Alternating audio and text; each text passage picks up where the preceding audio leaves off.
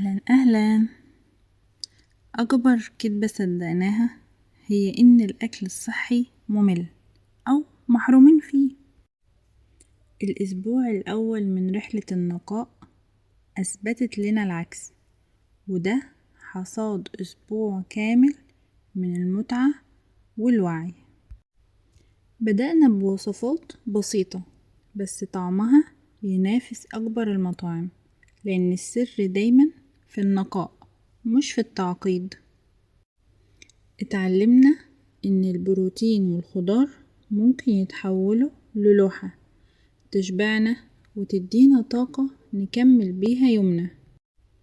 كل وجبة في الفيديو ده هي خطوة حقيقية ناحية النسخة الأفضل منك.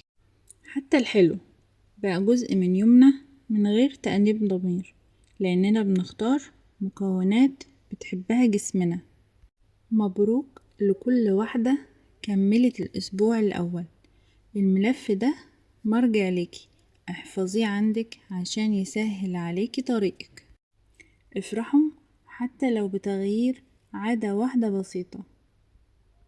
استمتعوا وقولولي ايه اكتر وصفة عجبتكم ونفسكم تجربوها.